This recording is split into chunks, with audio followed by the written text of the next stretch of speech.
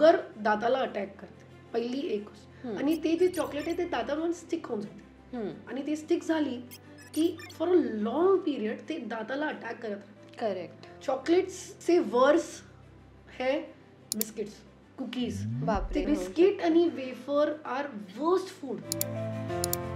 बऱ्याच मुलांना लहानपणी ना अंगठा चोखण्याची सवय असते लहान मुलांना, आणि असं म्हटलं जातं की अंगठा चोखला जास्त प्रमाणात तर दात पुढे होतात. तुमचे दात तर पुढे येतात, दातांसोबत तुमची टाळू पण पुढे येते. याच्यामुळे तुमचे जे खालचं जे होठ आहे ना ते पाठी राहतात, असं होऊन जातं. एक बोली भाषेत म्हटलं जातं की मी दात माझे किडले होते आणि डॉक्टरांनी त्याच्यावरती सिमेंट भरलं, ज्याला एक्सपर्ट्स फिलिंग असं म्हणतात. 30, 35, 40 इयर्स फिमेल्समध्ये दातांमध्ये खूप गॅप झालेले आहे. आणि ते फर्स्ट थिंग सांगतात की माझे पुढे गॅप नव्हते, म्हणजे मी जेव्हा लहान होती तेव्हा गॅप नव्हते, आता आले. If you have infection during pregnancy तर काय होऊ शकतं की लो फिटल बर्थ रेट होऊ शकतो. एखाद्या स्त्रीच्या आयुष्यात काही महत्त्वाचे टप्पे असतात, जसं की पाळी येणं, प्रेग्नन्सी आणि पाळी बंद होतं. आता या दरम्यान एखाद्या स्त्रीच्या शरीरात अनेक बदल होतात हे आपल्या सर्वांनाच माहिती आहे.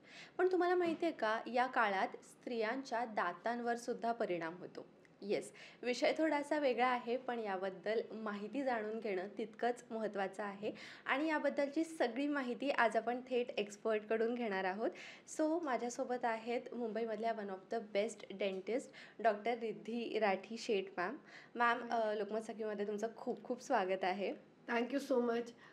मला तुम्हाला हे बोलायचं आहे की हे जे सिरीज तुम्ही करताय ना ते दातांबद्दल, हे खूप एक्सलंट जॉब आहे. कारण की काय ना की दातांबद्दल खूप गैरसमज आहे आणि ते ब्रेक करणं खूप महत्त्वाचं आहे. तो I want to congratulate you on that. Thank you so much.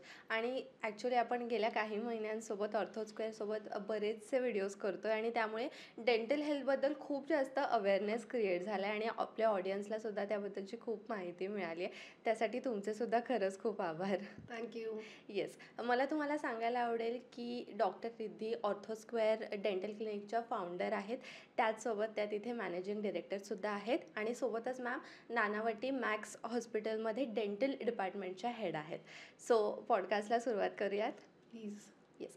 So माझा सर्वात पहिला प्रश्न आहे की ॲक्च्युली ना एखाद्या स्त्रीच्या शरीरामध्ये बरेचसे बदल होत असतात. जसं मी आधी सांगितलं की खूप वेगवेगळे टप्पे असतात एखाद्या महिलेच्या आयुष्यात.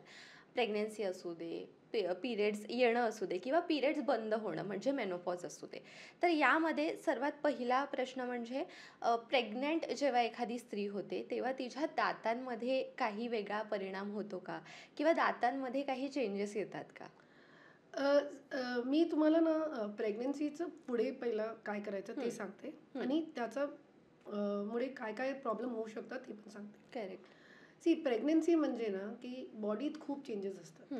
मेनली आपल्याला काय समजायला पाहिजे की जे आपले जे फिमेल हॉर्मोन्स असतात ते प्रोजेस्टेरॉन, इस्ट्रोजन, त्याचा ना बदल होतो ना. इस्ट्रोजन जे आहे ना, इट इज दी हॉर्मोन ज्याच्यामुळे तुमचं कॅल्शियम बोनमधून ब्लडमध्ये येणं आणि ब्लडमधून बोनमध्ये येणं, हे जे आदान प्रदान म्हणजे हिंदीमध्ये सांगितलं तर हे जे ट्रान्सफर असतं हे इस्ट्रोजन करतं.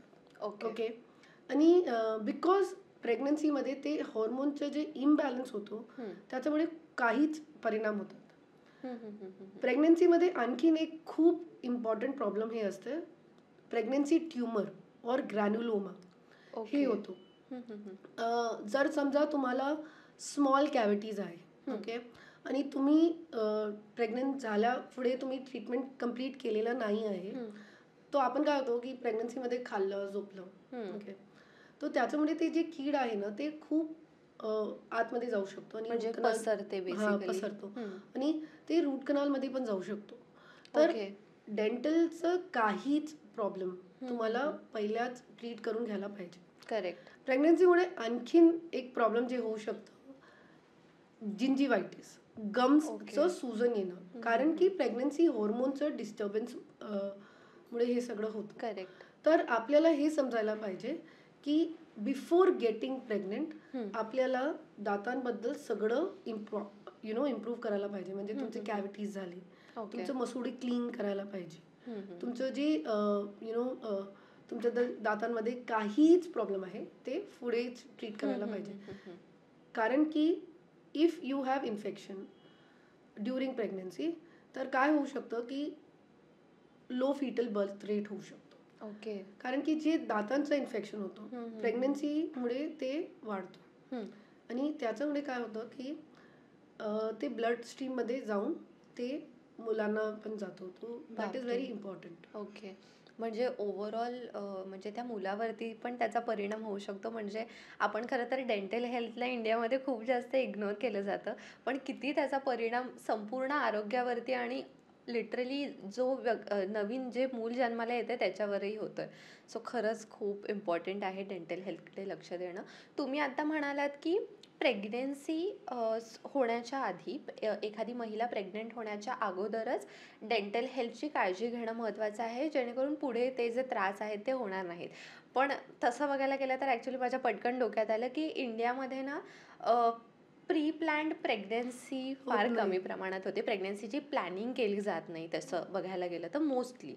तर पण अजून एक विषय आहे की हल्ली इन्फर्टिलिटीचं प्रमाण वाढतं आहे आणि त्यामुळे IVF ट्रीटमेंट घेण्याचं प्रमाणसुद्धा ऑटोमॅटिकली वाढतं आहे.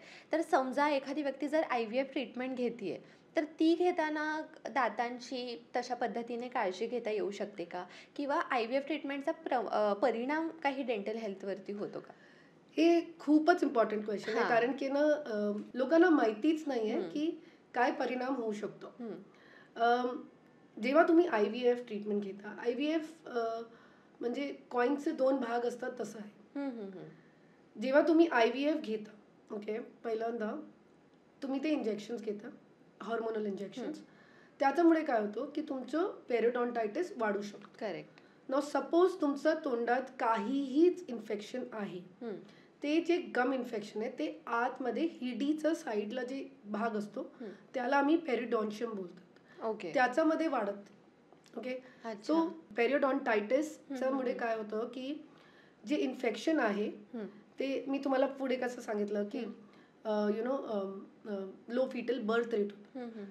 सेकंडली हे पेरिडॉन्टायटिस स्त्रियांना प्रेग्नेंट होऊ देत नाही. करेक्ट. तर तुमचं जे IVF ट्रीटमेंट तुम्ही घेताय ते कधी कधी सक्सेसफुल होऊ शकत नाही. ओके. Because of periodontitis. अच्छा. तो ये बहुत इम्पॉर्टेंट एस्पेक्ट है. अगर आप समझोगे ना कि अगर आप IVF प्लान कर रहे हो, मेल और फीमेल दोनों को अपने गम डिजीज को एकदम क्लीन रखना है, 0 रखना है. ओके. नहीं तो मेल्स में लो स्पर्म काउंट और फीमेल्स में पेरिडॉन्टाइटिस के कारण जो आपका प्रॉब्लम हो सकता है, जैसे कि लो फीटल बर्थ रेट और प्रेग्नेंट नहीं हो पा रहे हो. ये बहुत इंपॉर्टेंट है. तो अगर आप IVF प्लान कर रहे हो उससे पहले आपकी डेंटल हेल्थ पूरी इम्प्रूव करो, क्योंकि प्रेगनेंसी हार्मोन के कारण आपको जिंजिवाइटिस होने ही वाली है. ओके. वो आप अवॉइड नहीं कर सकते. अच्छा. म्हणजे सॉरी कट करते. IVF ट्रीटमेंट घेताना त्याचा एक साईड इफेक्ट आपण म्हणू शकतो तो त्रास होणं. हां. तो ते जे इन्फेक्शन आहे ना ते वाढणारच तोंडात. तर आपल्याला ते काळजी पहिल्यांदाच घ्यायला पाहिजे. हां, म्हणजे हे किती महत्त्वाचं आहे आणि बऱ्याच जणांना माहितीच नसतं याबद्दल. हां. अँड आपण काय ना प्रेग्नन्सीमध्ये वॉमिटिंग खूप जास्त होते. करेक्ट. तो त्याच्यामुळे काय होतं की स्टमक ॲसिड्स तोंडाला अटॅक करतात. तर सगळी जी डेंटलची प्रॉब्लेम्स आहे ना ते वाढत जाते ड्युरिंग प्रेग्नन्सी. इट इज खूप इम्पॉर्टंट. करेक्ट. आणि जर समजा प्रेग्नन्सीमध्ये दातांचे काही त्रास सुरू झाले तर मग तेव्हा काय काळजी घ्यायची? मी तुम्हाला एक सांगू की मी एक डॉक्टर आहे. हां. ओके. आणि मी पण प्रेग्नन्सी प्लॅन केली नव्हती. करेक्ट. ओके. अँड मी खूप एक्सरेज एक्सपोज झालेली होते. अच्छा, डेंटल एक्सरे जे आहे ना it's a very small dose of x ray. म्हणजे त्याच्यामध्ये ना खूप जास्त रेडिएशन होत नाही. तर हे असं नाही आहे की आपण 1 की 2 एक्सरे घेऊ शकत नाही. आपण आरामात घेऊ शकतात. काहीच बालकांवर काहीच परिणाम होत नाही. हे एक्सपिरियन्शियल ॲज वेल एज इतके 17 वर्ष मी डेंटिस्ट्री करते, हे एक्सपिरियन्सवर तुम्हाला सांगते. करेक्ट. पण कसं असतो की प्रेग्नन्सीमध्ये ना थोडंसं स्ट्रेस पण वाढतो. तो जेव्हा आम्ही इंजेक्शन्स देताना तेव्हा BP हाय होऊ शकतो. तर जर तुम्हाला फर्स्ट ट्रायमेस्टर, सेकंड ट्रायमेस्टर आणि थर्ड ट्रायमेस्टर हे 3 ट्रायमेस्टरमध्ये प्रेग्नन्सी डिवाइड होते. बरोबर. फर्स्ट ट्रायमेस्टरमध्ये आम्ही सिम्पल ट्रीटमेंट काही करू शकतो. Fillings, cleanings, no problem. जर तुम्हाला कधी खूप जास्त दुखलं तर ते पण आम्ही ट्रीट करू शकतो. ओके. असं काही नाही. सेकंड ट्रायमेस्टरमध्ये आम्हाला थोडंफार अवॉइड करायला लागतं कारण की ते मेन त्यांचं ग्रोईंग टाईम असतं मुलांचं. आणि थर्ड ट्रायमेस्टरमध्ये आम्ही ऑलमोस्ट सगळे ट्रीटमेंट्स करू शकतो. बट क्लिनिंग तुमचे तोंडाचे प्रेग्नेंट आहात की नाही हे तुम्ही पहिल्यांदाच करून घ्या. It is good for everybody ना, सगळ्यांसाठीच हे चांगलं आहे. तर आपण प्रेग्नेंट होणार आहे की झालाय म्हणून क्लिनिंग करून घ्या असं नाही. Correct. It is for everyone. पण प्रेग्नन्सीमध्ये आपल्याला खूप जास्त त्रास होतो, तो आपल्याला ह्याची काळजी घ्यायला लागते. सो आधीच जर व्यवस्थित दातांची काळजी घेऊन दातांचं आरोग्य जपलं तर मग पुढे जे काही त्रास आहेत ते होणार नाहीत किंवा कमी होत. राईट. पुढे ना लॅक्टेटिंग जो पिरियड असतो म्हणजे स्तनपान, त्याच्यामध्ये काही दातांचे प्रॉब्लेम्स उद्भवू शकतात का? 100%. कसं आहे ना की लॅक्टेटिंग वुमेनमध्ये स्टडीज हॅव शोन की बोन लॉस होणं कॉमन आहे. ओके. पण ही जे बोन लॉस आहे हे खूप जास्त नाही आहे. ओके. तर म्हणजे की आपल्याला लॅक्टेटिंग बंद करायला पाहिजे कारण की माझा बोन लॉस होतोय असं नाही. Of course lactating is one of the most important thing कारण की मुलांना त्याच्यामुळेच इम्युनिटी बिल्ड होते. ओके. Small children, infants. बरोबर. तो हो थोडं बोन लॉस होऊ शकतो. त्याच्यामुळे डॉक्टर्स कॅल्शियम्स आणि हे सगळं देतात. तुम्ही चांगलं खा, टोफू खा, हाय प्रोटीन डाएट घ्या आणि कॅल्शियम्स घ्या. तर त्याच्यामध्ये तुमचं जे परिणाम होणार आहे ते कमी होतो.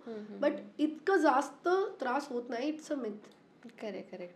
आता आपण स्त्रियांबद्दल बोललो की ते प्रेग्नेन्सी म्हणजे प्री प्रेग्नेन्सीपासून प्रेग्नेंट जेव्हा त्या असतात आणि पोस्ट प्रेग्नेन्सी काय दातांचे प्रॉब्लेम्स होतात किंवा काय काळजी घ्यावी याबद्दल आपण बोललो. पुढे आपण ना थोडंसं लहान मुलांबद्दल बोलूया.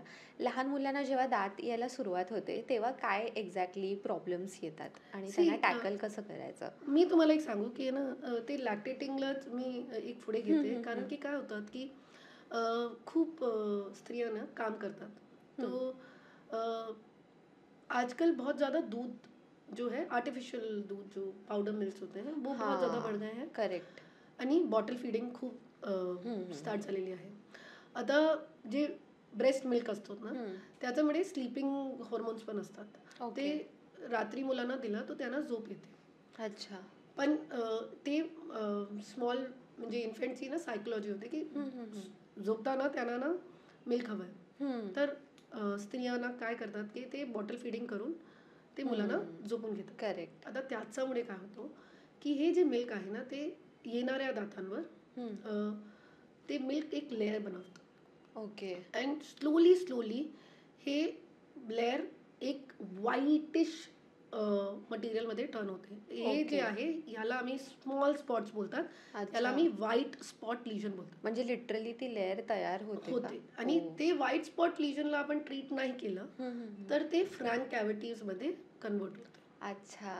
ओके. आणि ह्याला आम्ही नर्सिंग बॉटल केरीज असं म्हणतो. मोस्ट फॅमिलीज आणि एल्डरली जे आपले घराचे मोठे माणस असतात ते काय करतात ते सांगतात अरे हे दातात पडणार आहे तर ह्याचा काय ट्रीटमेंटच करायची गरज नाही, पडणारच आहे. करेक्ट.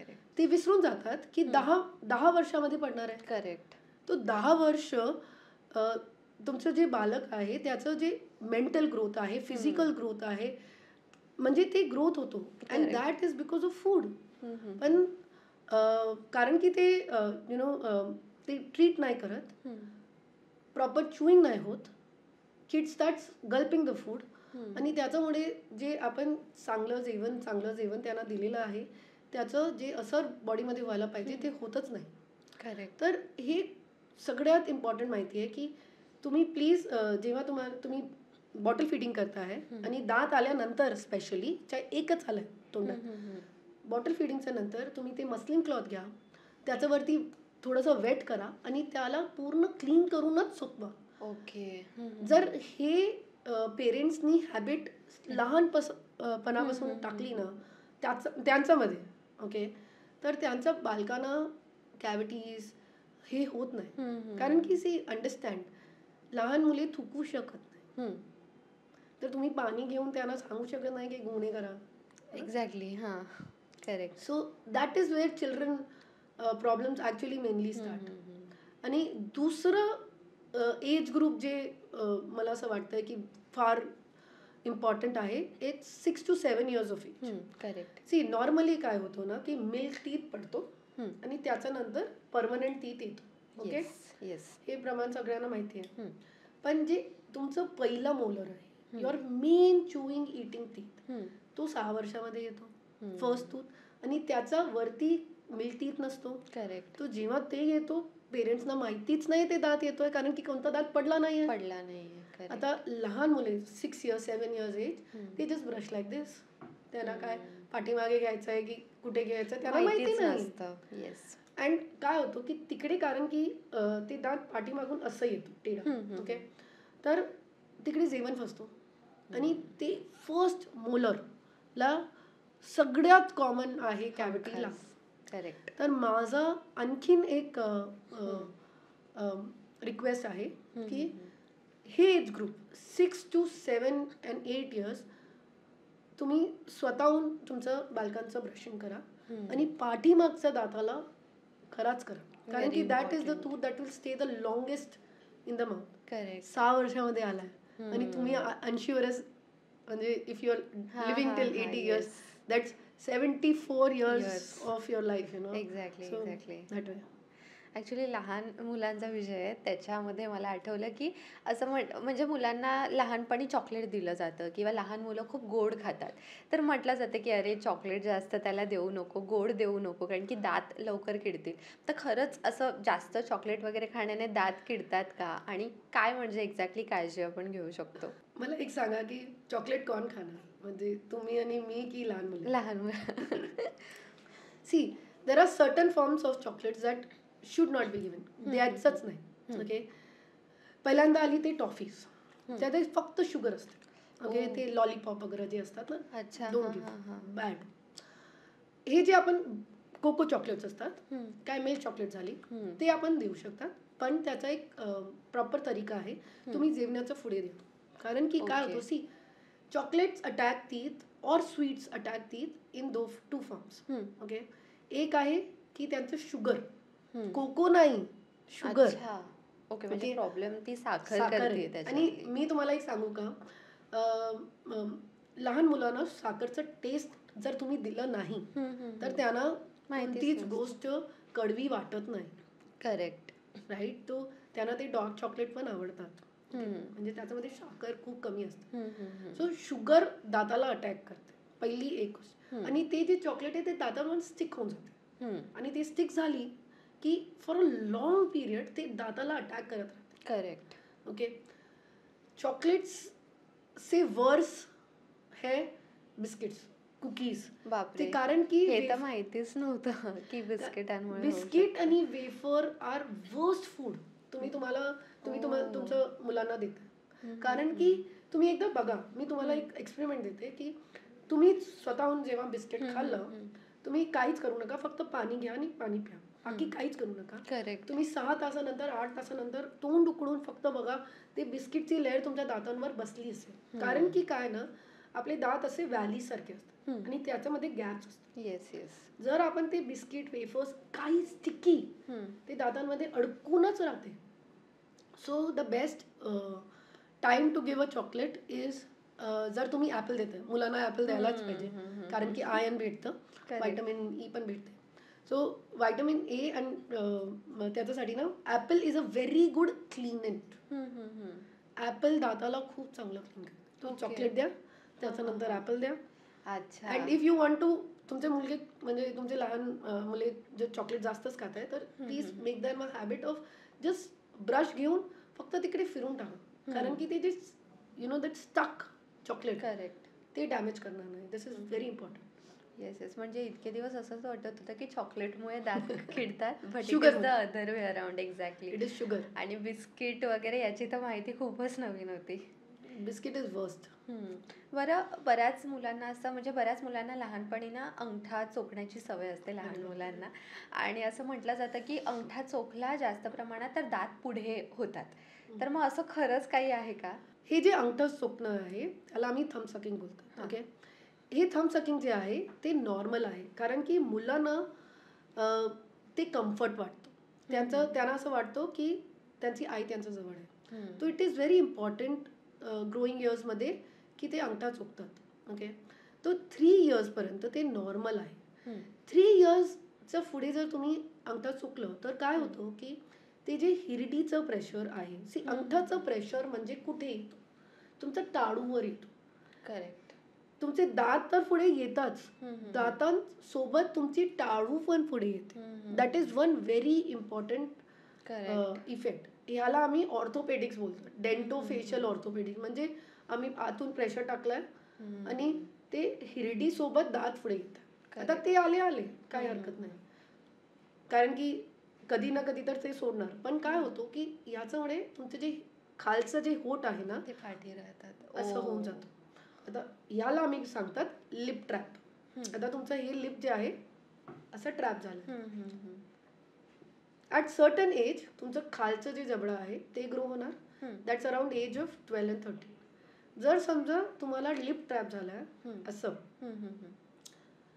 हे जे खालचं जबडा जेव्हा ग्रो होतो असं ग्रो होतं, तर ओके, कारण की लिप हिरडीला ग्रो होत नाही, होऊ देत नाही, सोबत लिपचं सोबत तुमचं पुढचं जबडा पुढे पुढे पुढे पुढे पुढे जात राहतो. तो जे इफेक्ट तुम्हाला लहानपणी आला आहे ते वर्स होऊन जातं. दुसरं अंगठा घेण्याचं एक खूपच डिफिकल्ट प्रमाण काय आहे, जी वरची हिरडी आहे ते राऊंड व्हायला पाहिजे, म्हणजे असं ओव्हल.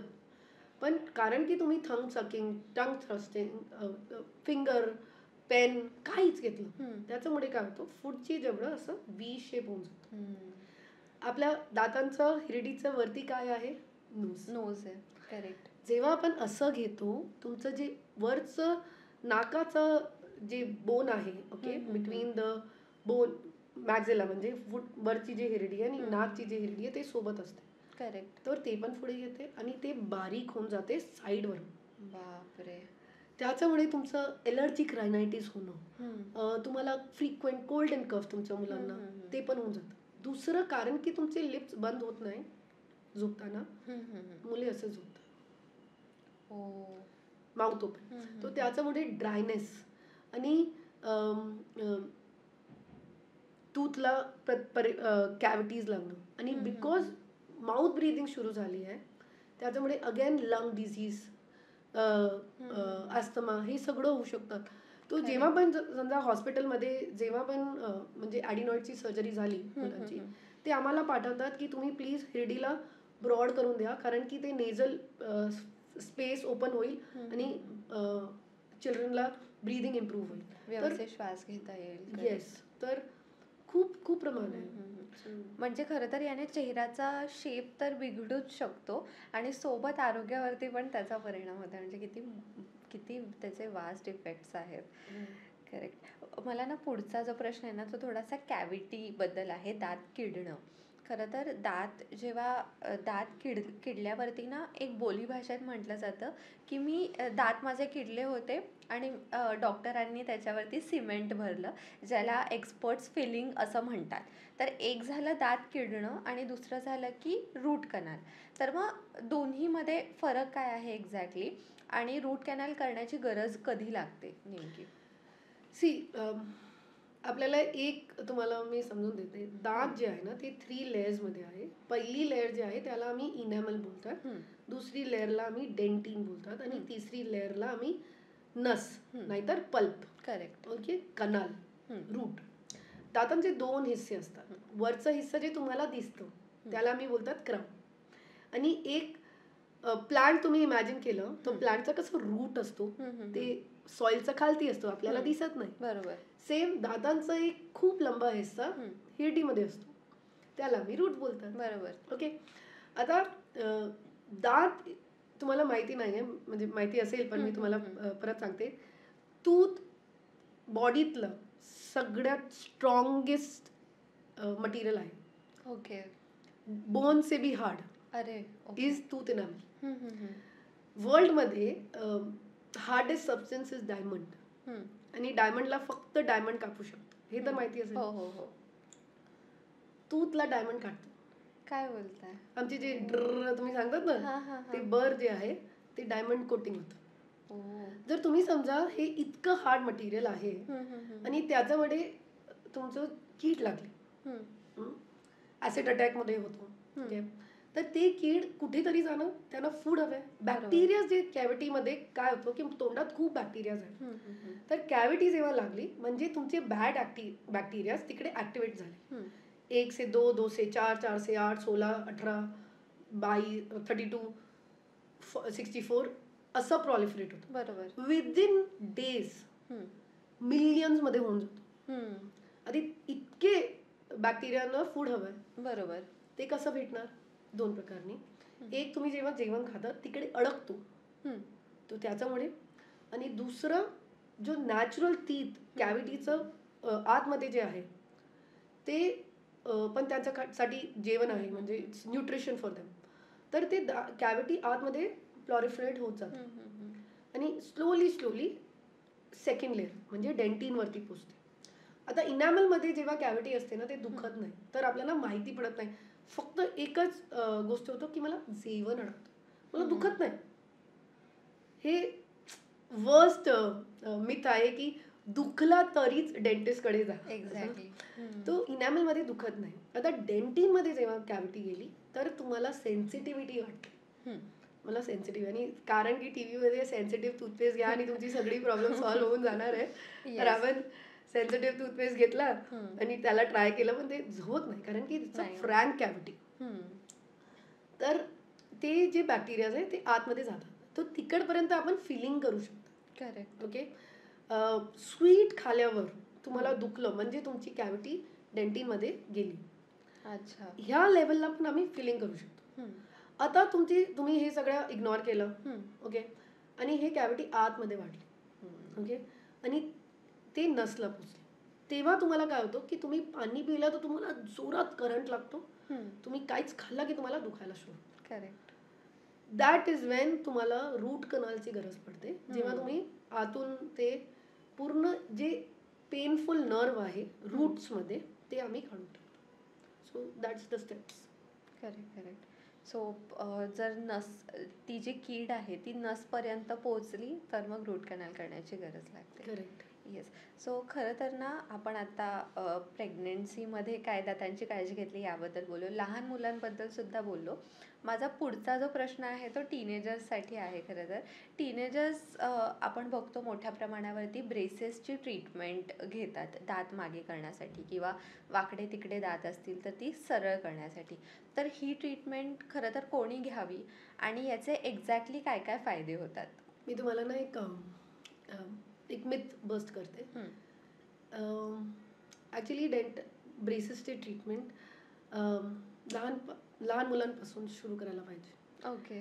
देर आर सर्टन मालोक्लुजन म्हणजे तुमचं जे जबड्याचं स्ट्रक्चर, जेव्हा पण तुमचा जबडा खूप आतमध्ये आणि आपण थम्सअपिंग बद्दल बोललो, जेव्हा तुमचा जबडा खूप पुढे आणि लिप ट्रॅप झालेला आहे, ही जे प्रॉब्लेम्स आहे तुम्हाला 7 वर्ष, 8 वर्ष, 9 वर्ष मध्ये स्टार्ट करायला पाहिजे ट्रीटमेंट. अच्छा, म्हणजे 7 वर्षापासून पण चालू करू शकतो आपण? सम मालोक्लुजन म्हणजे जिकडे तुमचं वरचं जबडा एकदम अडकलेलं आहे, छोटा आहे आणि असे हे दात इन चिल्ड्रन, तेव्हाच इमिजिएटली सुरू करायला पाहिजे. ओके.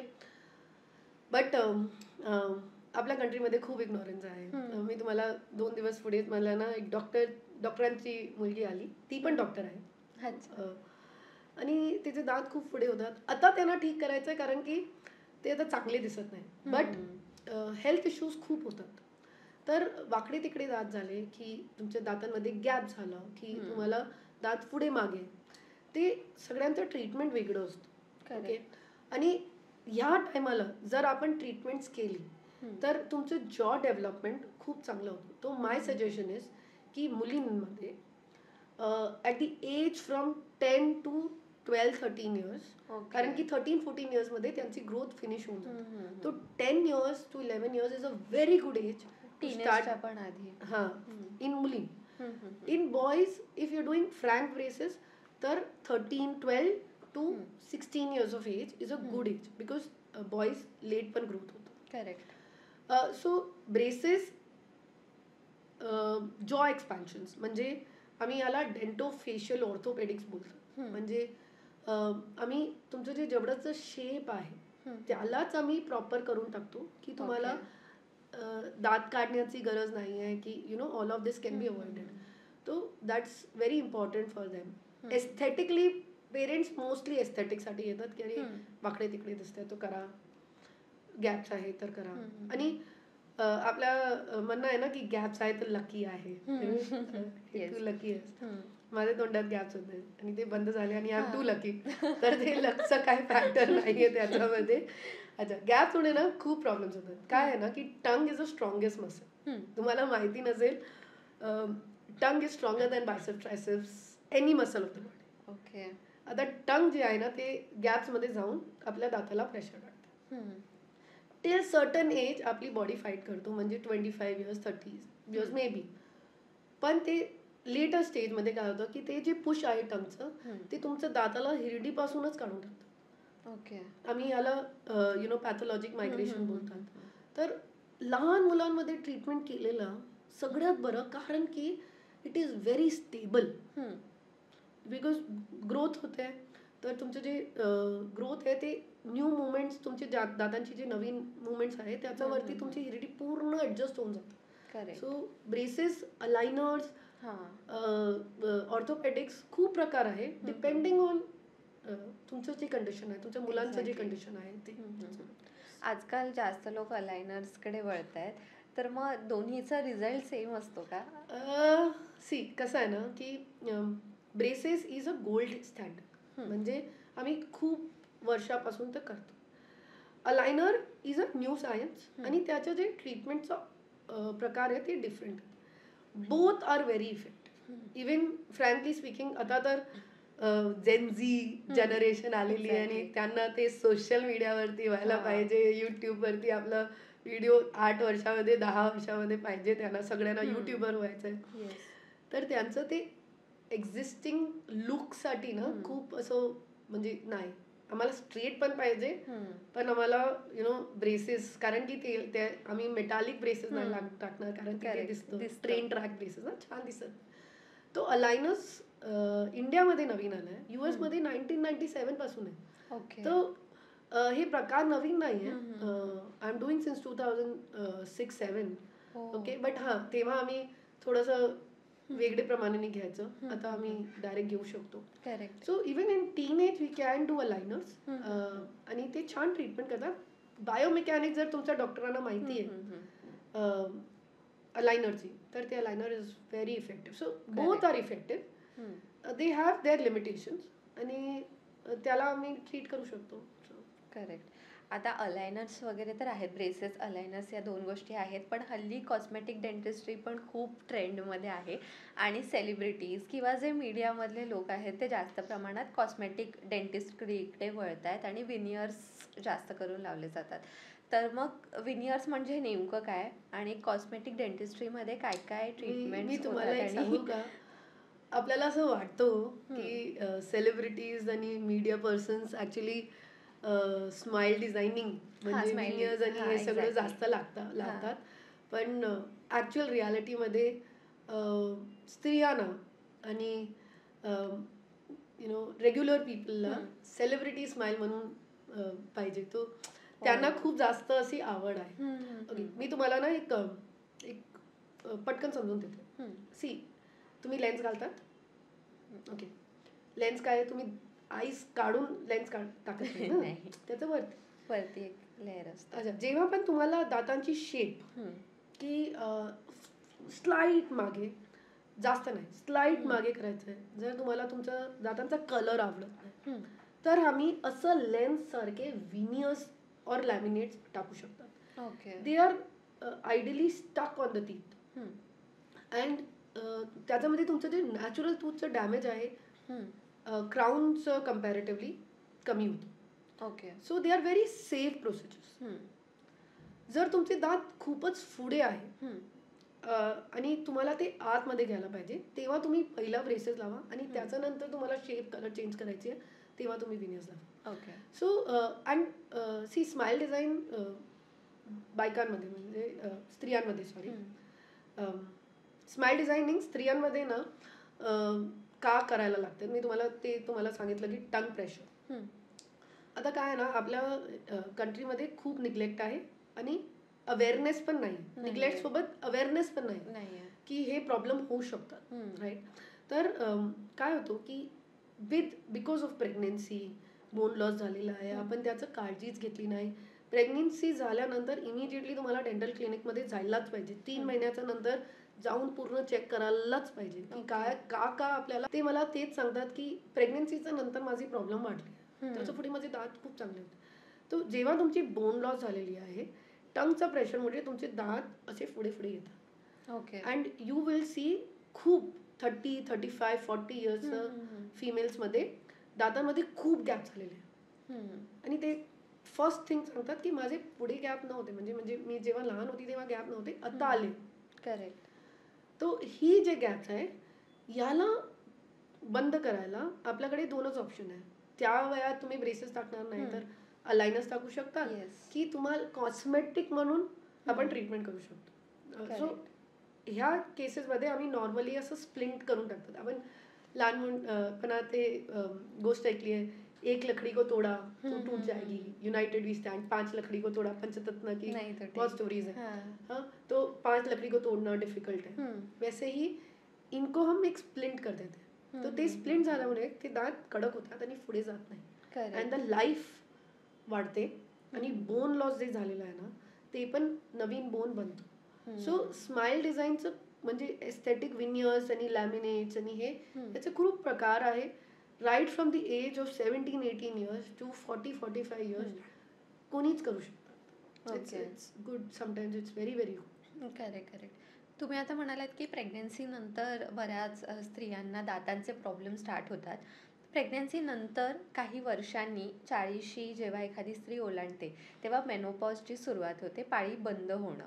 तर मग त्यावेळेस काय डेंटल इश्यूज होतात आणि त्याला कसं आपण ट्रीट करू शकतो? सेम परिणाम जे प्रेग्नन्सीमध्ये होतो ते मेनोपॉजच्या नंतर होतो. मेनली स्त्रियांना काय समजायला पाहिजे की oestrogen is there body is fighting enzyme. ठीक आहे, ते हॉर्मोन जे आहे, एन्झाईम नाही हॉर्मोन.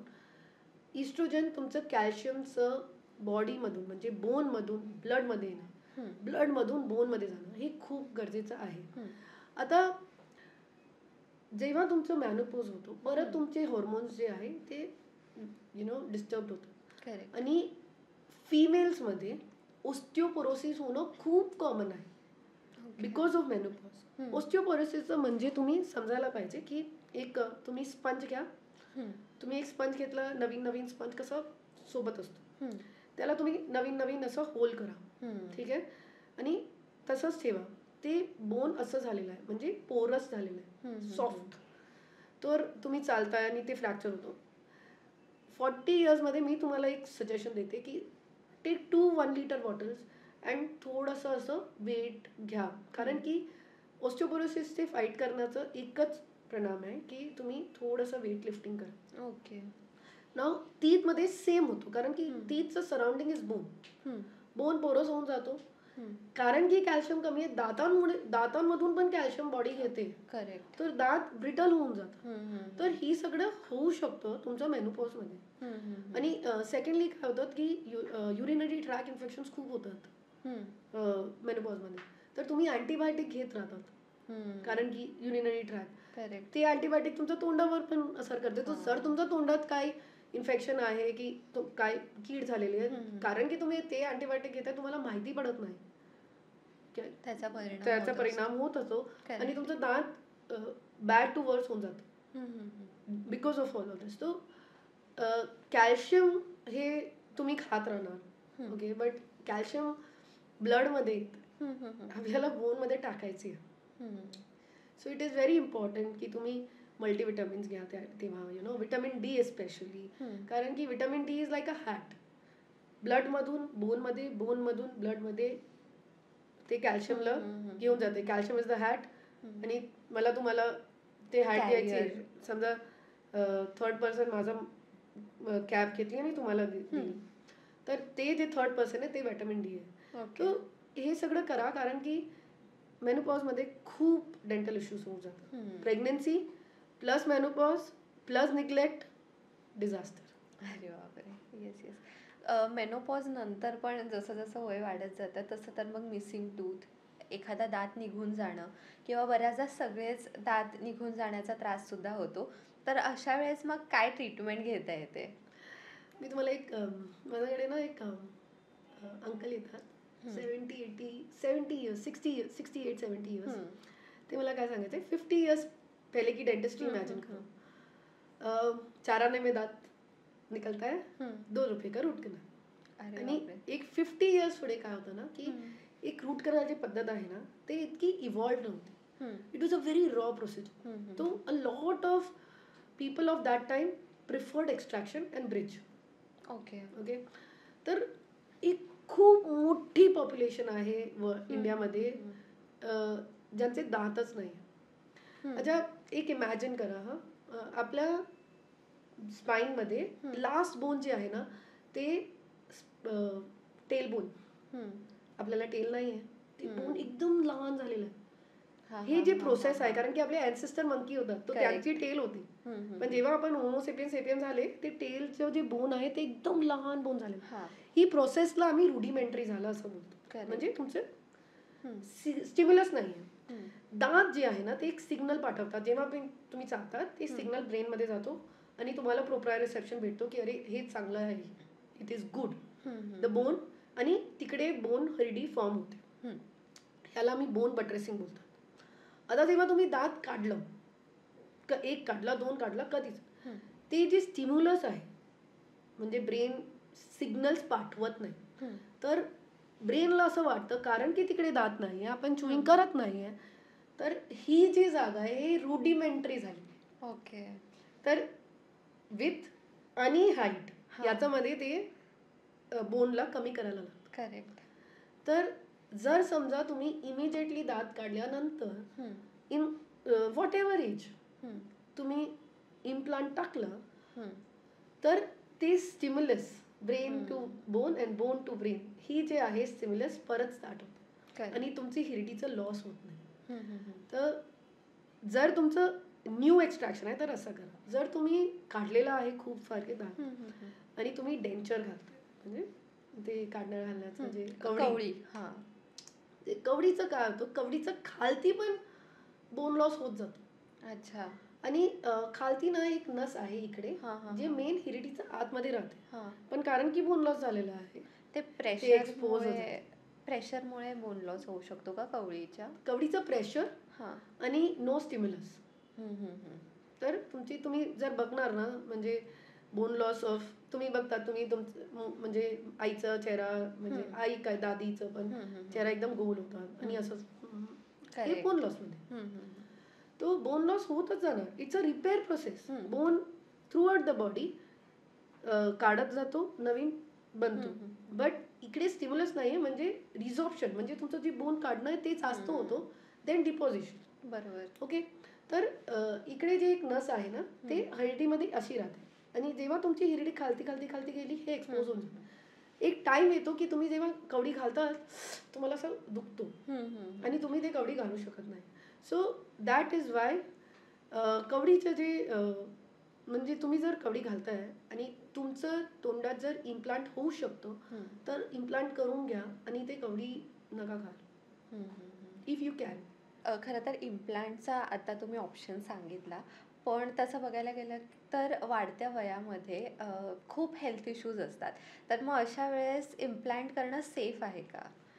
हे खूप ना मिथ आहे की तुमचं जर हेल्थ इश्यूज आहे तुम्ही इम्प्लांट करू शकत नाही.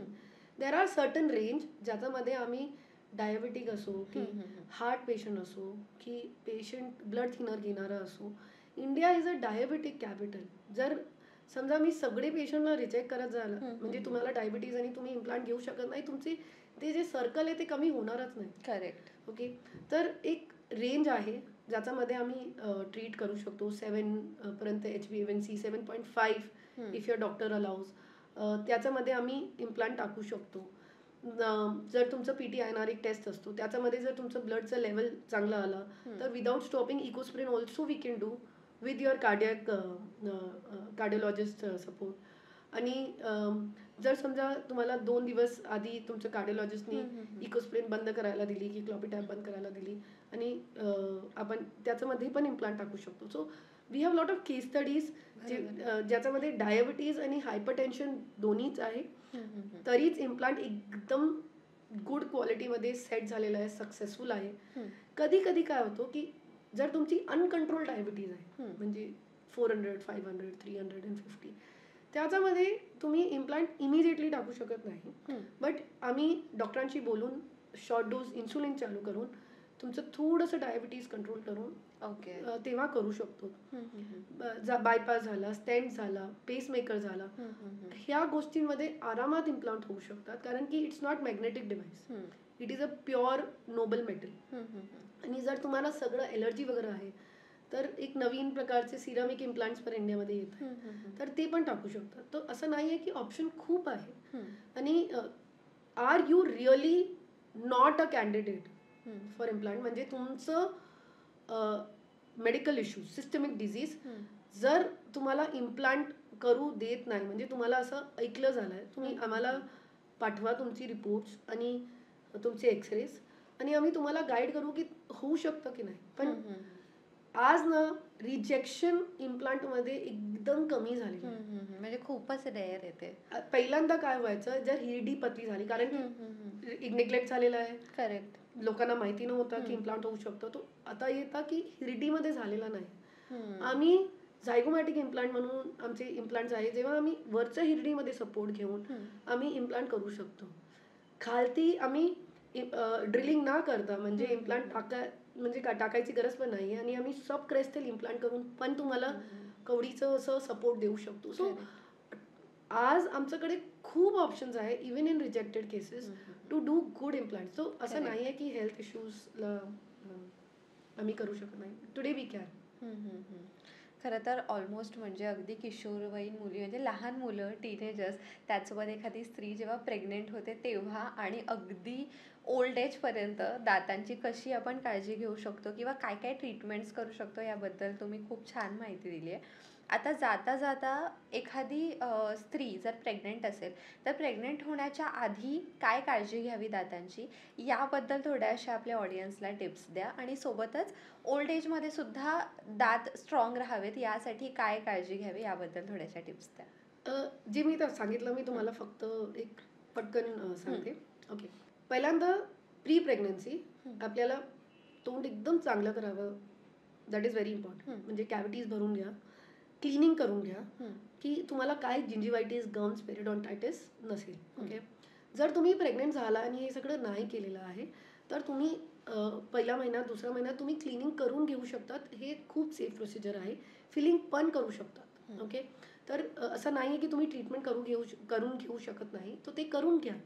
जर तुम्हाला गम्समध्ये तुम्हाला सूज येऊ शकते तर तुम्ही क्लव ऑइलचा मसाज करा. जर तुम्हाला त्याच्यामुळे पण तुमचं व्हॉमिटिंगसारखं येतं तर गम्सला घी लावून मसाज करा. त्याच्याने काय होईल की तुम्हाला गम्सची सूजन येणार नाही तुम्हाला, कारण की व्हॉमिटिंग वाटणार आणि व्हॉमिटिंग आली तर त्याच्यानंतर इमिजिएटली पाणी घेऊन चांगले गुळणे करा. त्याच्याने काय होईल की तुमचं जे पण ॲसिड अटॅक आहे ते कमी होऊन जाईल. जर तुम्ही खाल्लं आणि झोपलं ते प्लीज अवॉइड करा, होऊ जितकं होऊ शकतं तितकं. हे तर झाली प्रेग्नन्सीमध्ये. जर तुम्ही ओल्ड आहात, ओके, आपल्याला जी दात आहे, जर तुम्हाला काहीच मिसिंग दात आहे, मी तुम्हाला एक स्मॉल स्टोरी सांगते की माझ्याकडे 2 फिमेल्स आलेली. रात्री मला हॉस्पिटलमधून फोन आला की त्यांचा जबडा अडकला आहे. कारण की जर दात वेगळ्या वेगळ्या टायमाला जेव्हा जातात तेव्हा तुमची जे जॉईंट आहे इकडे हिंज म्हणजे समजा एक डोर उघडतो बंद होतो, जर तुम्ही असं असं केलं ते हिंज लूज होऊन जाते, ते इकडून लूज होऊन जाते. स्त्रियांमध्ये हे जास्त होतं कारण की इकडून ते अनलॉक होऊन जाते, असं अडकून जातो. फर्स्ट फिमेलला मी त्यांना सांगितलं की मॅडम तुमचं जे दात आहे ते सगळे भरून घ्या. ॲट 68 इयर्स आम्ही ब्रेसेस केले, कारण की त्यांचे दात खूप पुढे मागे असे झालेले होते. आणि आम्ही त्यांना पाठीमागे ब्रेज इम्प्लांट करून पूर्ण बाईट केली. त्यांचं क्लिकिंग बंद झालं, सबलक्सेशन बंद झालं. आणि दुसरी फिमेल ज्यांना मी खूप बोललं काकी करून घ्या, कारण की आपलं जे आहे हे जातो आहे, प्लीज करून घ्या. पण जे पण कंडिशन असेल त्याच्यामुळे ते करू शकलं नाही. अँड म्हणजे मला खूप वाईट वाटतं. ते आज पाईपवर आहे. जेवण फ्रँकली स्पीकिंग ते पाईपवरून घेत आहे. तर प्लीज तुमचं जे पण तोंड आहे, म्हणजे जे मिसिंग आहे तोंडामध्ये ते फिल करून घ्या.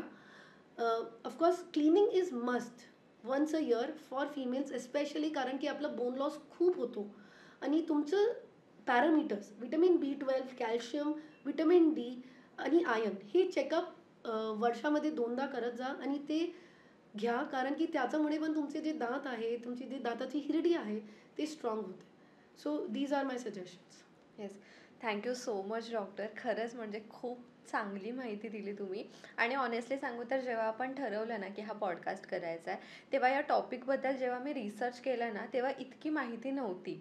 आणि तुम्ही जी माहिती दिली ना ती तर माहिती अवेलेबल नाहीच आहे. मी यूट्यूब, इंस्टाग्रामवरती वगैरे बघितलं, खरंच नाही आहे. त्यामुळे मला पण खूप नवीन गोष्टी कळायला. मला पण याच्यातल्या अर्ध्याच्या वर गोष्टी माहिती नव्हत्या. आणि ऑफकोर्स आपल्या ऑडियन्सला सुद्धा कळलंच असेल या माध्यमातून. त्यामुळे खरंच खूप खूप थँक्यू. तुम्ही जाता जाता ऑडियन्सना काय मेसेज द्याल आपल्या? माधवी खूप चांगलं काम करते. प्लीज तिला Thank फॉलो you. करा, लाईक करा Thank you. आणि तिला सबस्क्राईब करा, सो दॅट ती अशी चांगली पॉडकास्ट घेऊन येईल आपल्या हेल्थसाठी, yes. आपलं लाईफस्टाईलसाठी. सो तिला प्लीज खूप खूप प्रेम द्या. Thank you so much. Thank you so much for coming. Thank you.